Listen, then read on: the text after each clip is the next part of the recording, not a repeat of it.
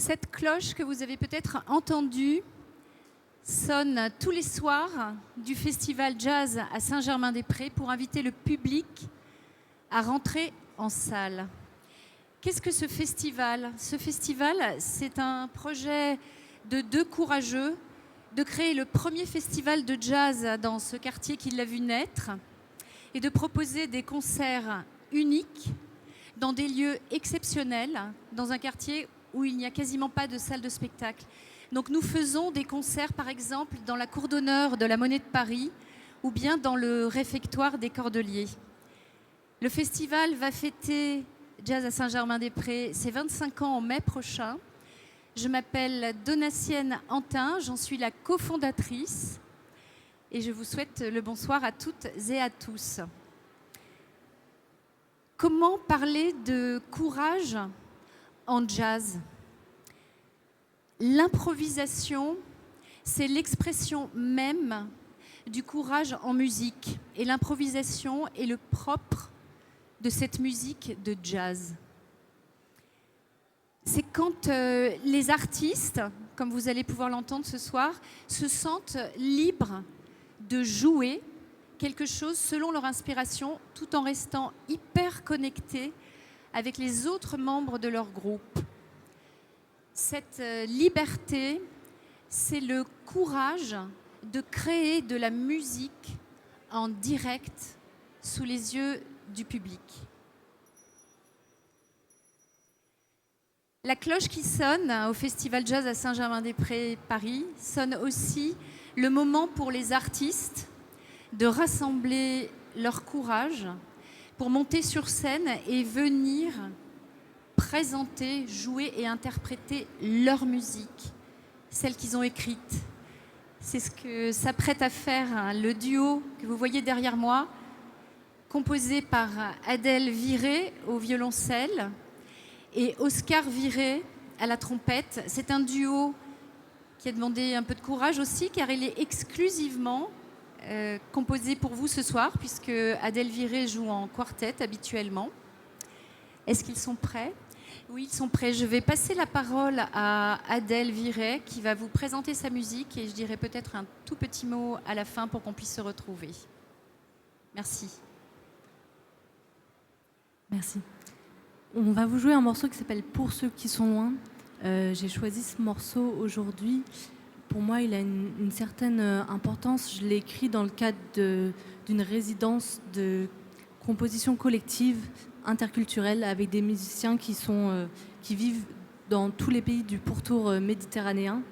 Et c'est une expérience qui a beaucoup changé mon parcours de musicienne et d'artiste, au sens où voilà, c'est la rencontre avec des artistes qui viennent de milieux musicaux, de traditions musicales qui n'ont rien à voir les unes avec les autres.